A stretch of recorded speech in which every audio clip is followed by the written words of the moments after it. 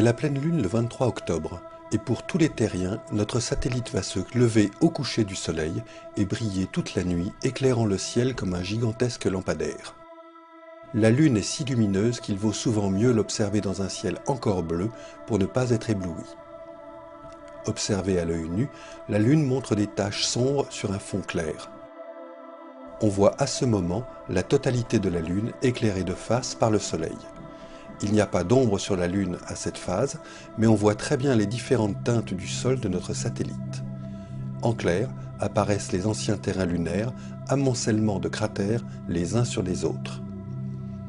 Nous pouvons voir de grandes zones sombres, plus ou moins circulaires, les mers.